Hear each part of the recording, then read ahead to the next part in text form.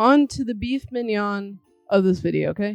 For context, a while ago, I went over the slightly boring, but the extremely important political status of gig-dependent contractors within Massachusetts, because we had some stuff going on here. There were laws that were being passed around, threatening basically to reclassify, DoorDash drivers, Uber Eats, anyone that did gig work as employees instead of independent contractors, which would in turn take away, basically, in my personal opinion, the only thing that makes this job actually worth it, in my personal opinion. Did I say my personal opinion? It's in my personal opinion, so there you go. And that being the option to work basically whenever you want, basically. Anyways, there was 2 bills being introduced. Senator Warren introduced her bill that would reclassify us as employees, and of course, these gig companies didn't want that to happen, so they all banded together like a shitty Avengers force, only their morals were protecting their bottom line instead of people.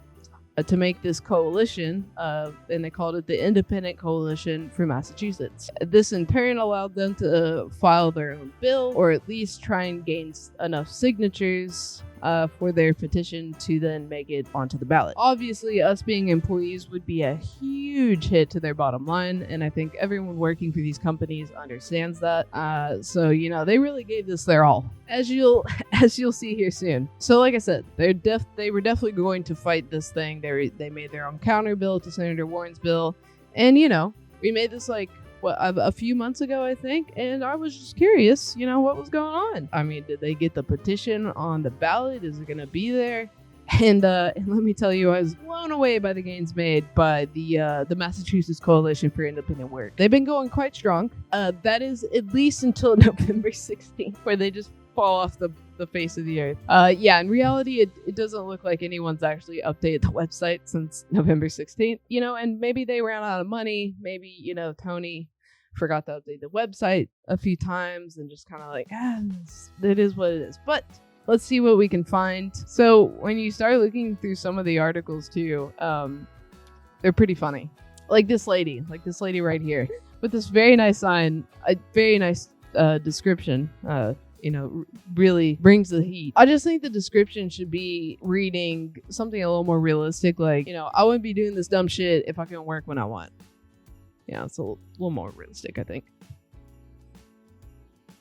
Like I said, when you scroll through the rest of these articles, you can really see just how much they care, or are appearing to care, I should say. Especially when you see they use the same photos over and over and over again. Along with using the same photos over and over again, they also regurgitate the same message over and over again. Like, who are these people? What are you saying, ma'am? Sir? Ma'am? What are you saying? What was this press conference like? Just don't understand. Brothers and sisters, DoorDashers, Uber Eaters, no one really cares about Grubhub, to be honest. Y'all can leave. Anyways, we will not be taking Tony's $3 orders ever. What'd you say? God damn it, Brian! Shut the fuck up! I'm over here trying to create a movement. Yeah, what were you, like? It just feels like a desperate, icky, fake, yucky thing. Those vibes just permeates off of it. I don't know, man. It's also the same message, like I said, over and over and over again. That message being, did you hear about our great flexibility we got over here? Yeah, it's really about all we have, to be honest. But it's flexible. We got it right here. Please vote for us. Please, our business structure will collapse if this doesn't pass. So please. And just to prove who's paying for this, they literally name their top contributors, like at the bottom of the website, and it's just very clear, what agenda they're actually pushing. So I guess Tony forgot to keep updating the website, so I had to look to Google just to see what was going on, and I did find a few interesting updates. All right, and that's what we're gonna look at right now. The first being a GPH article. So we have the computer here. Forgive me, not looking directly into the lens. The first article I kind of came across was some people just talking about it. I thought it was interesting. Okay, so Aaron Shatner said, in order to get the question on the ballot, the state requires 80,000 qualified signatures from people saying they support putting the question before voters. Tell us, Mike, which campaigns made the cut this year? There are only 3 that made the cutoff to get enough signatures to go to the next phase of this ballot process. The one you're likely to hear the most about is about the independent contractors for the gig economy, things like Uber and Lyft drivers. Shatner then responds, so there was a ballot measure in California, which I think was quite contentious and quite expensive, over independent contractors. Is that similar to what's happening here in Massachusetts? Sihan says, yeah, it's essentially the same fight. You have these big gig economy companies, Uber and Lyft being the biggest ones.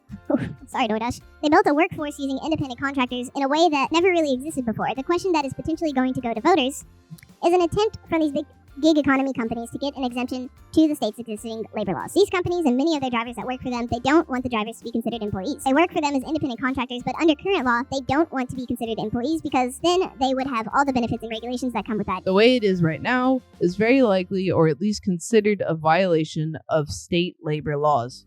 The Attorney General, Maura Healey, is actually suing both Uber and Lyft for violating the laws the way they do business. And then it just goes on to rip on why Republicans weren't able to get enough signatures for their bill. So what did we get from all that? Well, it's apparent that they got enough signatures, posing petition onto the next phase of the ballot, process. And it's like, so basically they got it to the next phase, but the problem is now you have the Attorney General and this California judge who had already said, hey, it's cool you passed this, but it kind of violates the Constitution.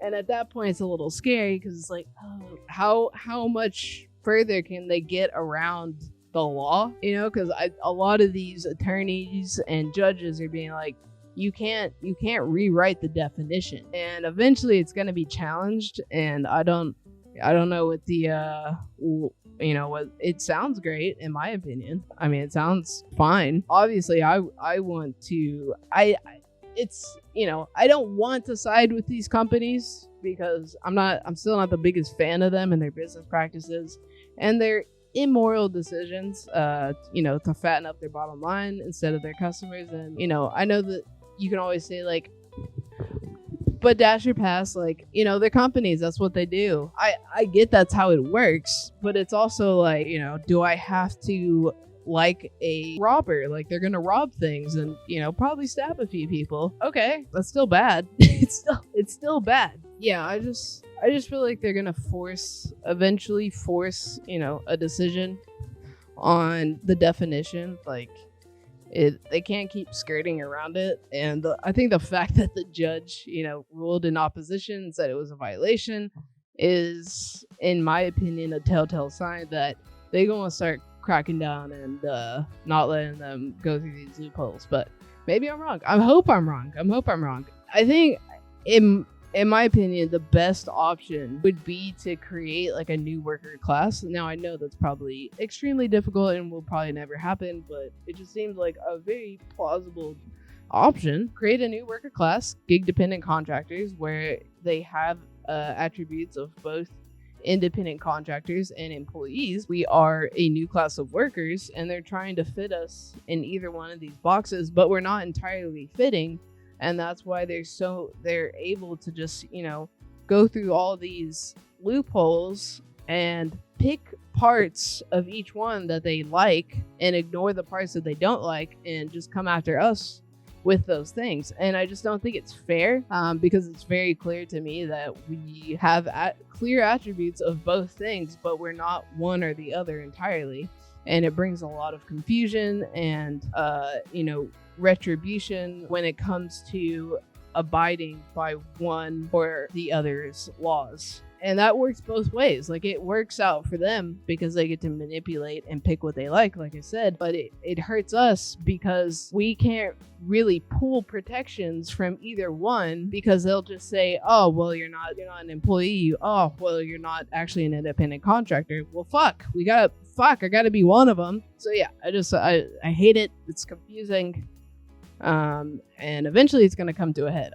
Obviously there's like bigger issues in the world, but this is the gig economy and community space. So, you know, I'm talking about it in dire straits, but it's obviously not a dire situation. But I do enjoy like talking about the definition and the legality and the process at which it's moving forward, because I just find it really interesting. I know a lot of people maybe find that boring, but you know, I just don't want anyone to take this as me being like, oh, this is the most important, you know, thing going on in the world. No, it's like, it's just my daily life, and I think it's a lot of your daily lives, and I think it's just important to keep up with the legality of everything and share that with you guys, and because I do think it's gonna shape the future for a lot more states, and we just happen to be the second state that's trying to move forward with legislation that California did. So we're gonna keep an eye on it, but it's moving on to the next stage, so we'll have to see where it goes. They make it sound really nice. I don't know how nice it'll be when it actually passes,